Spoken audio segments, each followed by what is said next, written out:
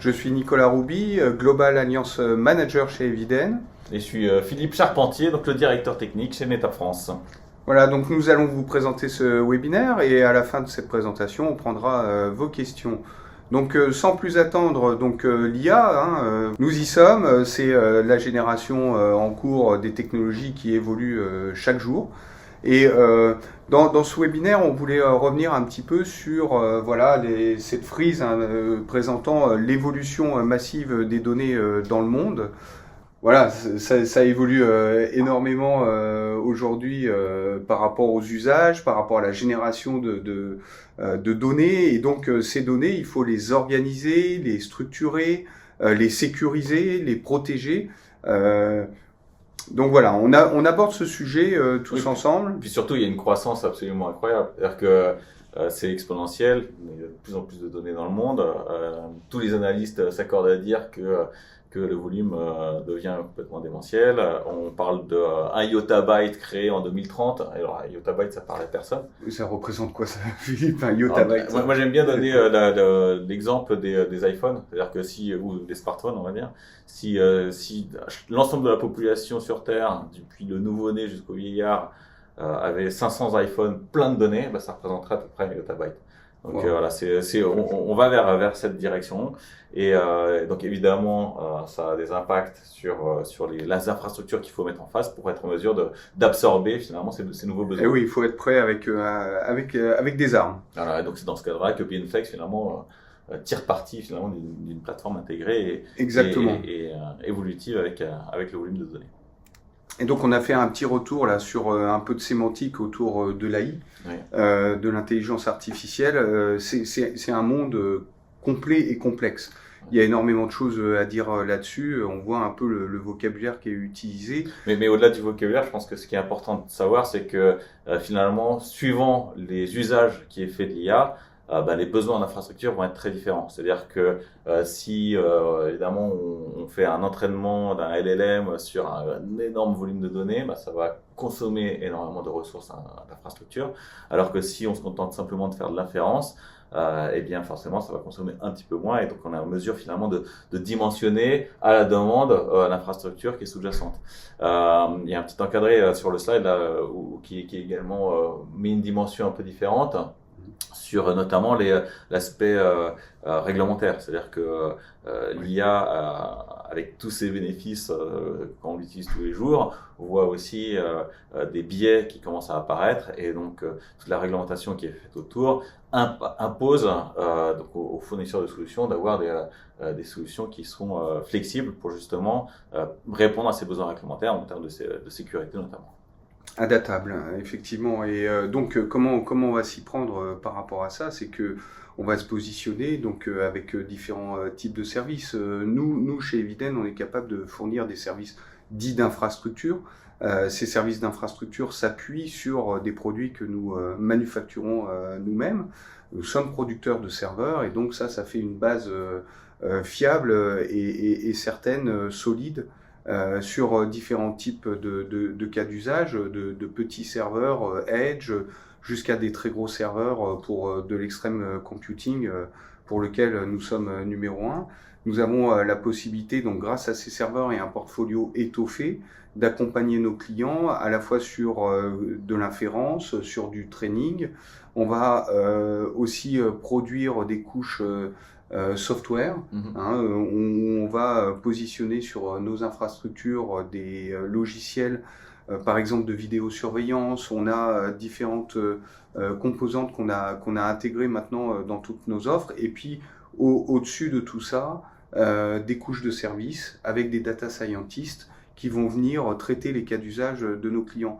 Un message clé aussi dans ce monde de l'IA qui cherche un petit peu parfois sa voie, ou en tout cas certains de nos clients savent qu'ils vont devoir y aller, mais ils savent pas encore complètement comment y aller. On va pouvoir leur montrer un petit peu ce qu'on fait en termes de cas d'usage avec certains de nos autres clients dans le même type de secteur d'activité. En fait, je pense que ce qu'il faut retenir, c'est que quel que soit le besoin, finalement, il y a une offre chez Eviden qui existe, encore une fois pour du Edge ou pour du data center.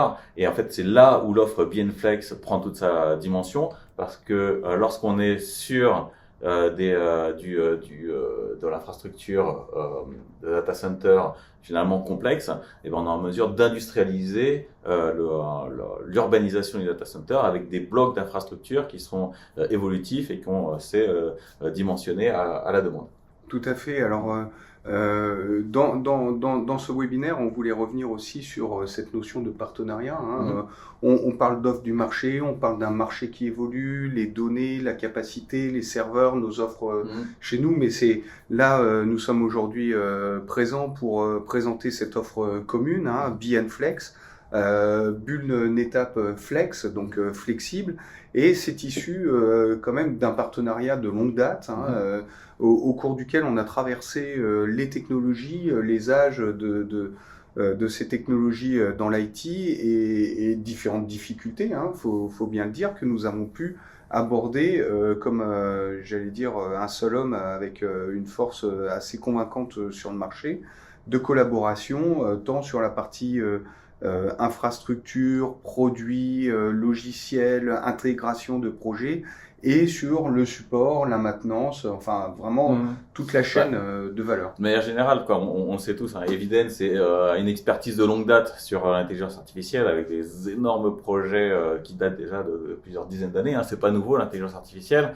NetApp est un leader de l'infrastructure de la donnée, donc du stockage de la donnée. Donc là aussi avec un savoir-faire de longue date sur le type de projet. Et donc effectivement le mariage des deux fait parfaitement sens pour nos clients. Donc il y a quand même aussi un autre axe qui est important, c'est que ce partenariat, comme il date, il y a des raisons aussi à la création de l'offre BNFlex, qui est simplement le fait qu'on l'ait déjà expérimenté chez des clients. C'est-à-dire qu'il y a un certain nombre de clients qui ont déjà industrialisé leur approche de data center, et sur cette base-là qu'on a effectivement capitalisé pour développer l'offre BNFlex. Et oui, nous on a une antériorité sur ce marché absolument incroyable en termes de décennies. De notre côté, du côté Eviden, on a des bases solides depuis les années 60, clairement. On va pas se faire plus vieux, mais bon, ok. Voilà, et avec NetApp, ce partenariat de plus de 25 ans, presque 30 ans maintenant, nous a amené à traverser les âges, comme on a dit, et différents types de projets. Le BNFlex, effectivement, est pas tout à fait nouveau dans le sens où ça intègre nos technologies et que ces technologies, on les intègre dans notre usine à Angers, en France. Donc c'est un mariage franco-européen, j'allais dire, avec cette production d'infrastructures en rack sous forme de building block. Donc on va produire des racks avec du stockage, NetApp, tout type de produits sont éligibles au BNFlex. Nos bulles Sequana, nos serveurs, produits en France donc, et du network, donc du réseau LAN, du réseau SAN, en fonction des besoins et des cas d'usage de nos clients. Je pense que ce qu'on peut, parce que pour rentrer un petit peu dans le détail, quand on construit un data center, finalement c'est compliqué. On achète en général différents composants à droite à gauche, on espère que les composants soient compatibles les uns avec les autres. Donc, on travaille en amont avec les architectes. Normalement. Ensuite, finalement, on va se retrouver à faire de l'urbanisation dans la data center avec les allées chaudes, les allées froides, les alimentations électriques, le poids du matériel, la longueur des câbles. Qui n'a pas oublié des SFP? Alors, je parle aux gens techniques, mais donc les SFP à compter. Et finalement, on se retrouve avec un ensemble de complexités qui sont absolument inattendues et qui fait que lorsqu'on va commencer à vouloir faire un projet, le projet va de facto prendre 2 mois, 3 mois juste pour se lancer parce que l'infrastructure a finalement une latence lorsqu'on veut la déployer. Et donc c'est quelque part la naissance de ce projet BNFlex, c'est ça, c'est de se dire je vais simplifier l'approche de mon data center, l'urbanisation de mon data center pour in fine aller très vite dans mes projets. Donc ça, je dirais, c'est le premier bénéfice. Mais alors, on va construire des building blocks, on va les designer ensemble. Quand je dis ensemble, c'est avec nos clients, avec nos partenaires, dans la chaîne de valeur et de mise en production de ces building blocks, pour répondre donc aux besoins techniques et de workload de nos clients. Par rapport à ça, on va designer, c'est pas un produit tout à fait sur l'étagère. On est capable de designer des t-shirt size, des building blocks par rapport aux besoins. comme je le disais. Et puis ces building blocks, ces infrastructures, elles sont aussi testées dans nos propres laboratoires, hein, dans nos compétences centers. On va les éprouver avec des validations, par exemple sur de l'Oracle, sur du SAP HANA ou sur des workloads AI. Et tout ça va partir en production. Et ce qu'on souhaite surtout, c'est faire appel à notre écosystème pour la mise en production chez nos clients. Notre cœur de métier, c'est vraiment de construire ces blocs. Cette solution BNFlex, c'est une solution avant tout d'infrastructure.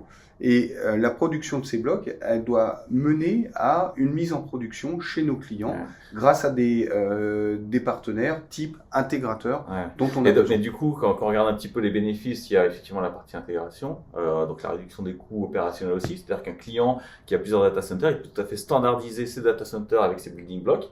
Donc ça lui fait du coup en termes d'opération, en termes d'automatisation, une simplification de la gestion de son data center. On va raccourcir le temps de mise en production. Mais il n'y a pas que la production, il y a aussi l'opération, c'est-à-dire la gestion au jour le jour. Le capacity management est parfaitement connu, c'est-à-dire qu'on sait exactement comment on peut évoluer la plateforme. Il n'y a pas d'inconnu là-dessus. Et puis de manière, après on peut aussi parler de l'aspect sécurité qui est quand même essentiel, c'est-à-dire qu'on ne sécurise que ce que l'on connaît bien. Et dès lors qu'on standardise l'infrastructure, et ben on aussi la sécuriser. On diminue l'erreur humaine. Voilà, la durcir, voilà, exactement. Et puis aussi, dès qu'on va parler aussi de gestion, de conformité, on va également être plus à l'aise pour pouvoir fournir aux régulateurs des informations concernant son infrastructure qui est donc parfaitement contrôlée et connue. Donc il y a énormément de bénéfices à partir sur une approche industrielle. La standardisation, c'est toujours un élément clé. Et puis autre point, Cocorico, c'est quand même une grande partie de l'industrialisation française. C'est ça, et puis comme on le disait, on va adresser un data center client, mais on va en adresser un deuxième, parce que bien souvent, il y a de la production multilatérale dans différents data centers. Donc, avec nos clients dans le projet, on va pouvoir designer des building blocks qui vont être identiques dans chacun des data centers.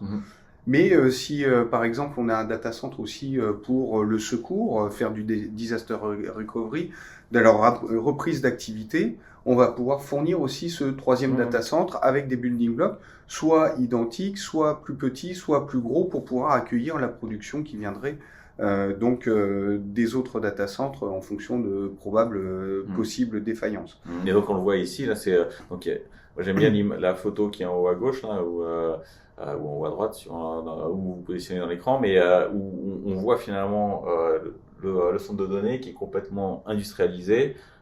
Et tout ça vient finalement de l'usine d'Angers qui permet donc de vraiment d'avoir une approche parfaitement notre capacité sur ce qui est produit. Notre capacité à Angers, c'est de pouvoir produire un rack, 2 racks, 3 racks en fonction des projets et différents data centers, mais c'est aussi d'avoir la capacité d'en produire jusqu'à des centaines sur des projets absolument pharaoniques que nous avons déjà menés, donc on a une forte expérience. Avec une expérience là-dessus sur des projets déjà enclenchés. Oui. Donc on a aussi d'autres qualités, j'en parlais tout à l'heure, rapidement pour signaler ou informer sur ce que nos compétences centers sont capables de faire, après appuyer sur les technologies que nous produisons, que nous intégrons avec NetApp. On a fait l'acquisition dans les premiers, en tout cas le premier probablement en France et en Europe, du A1K de NetApp, dernière génération de baies de stockage high-end, qui nous permet de faire des certifications SAP HANA absolument incroyables avec nos serveurs high-end qui sont capables d'aller jusqu'à 16 ou 32 sockets.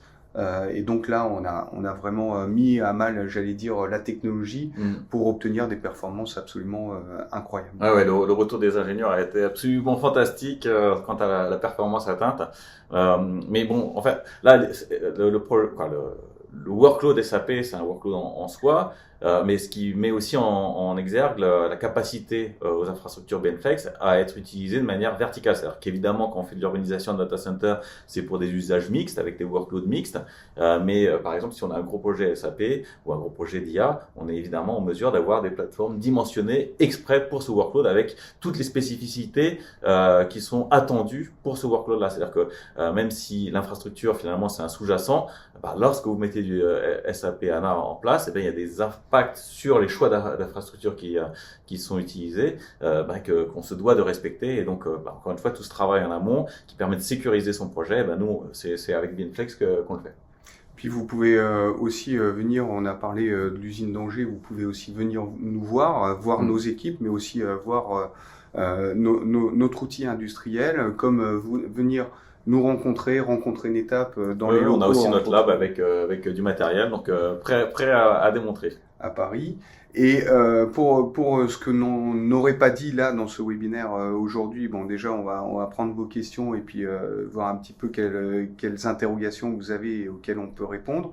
Vous avez aussi un QR code pour la landing page du Beanflex, vous permettant d'accéder à un peu plus de matière, documents, vidéos.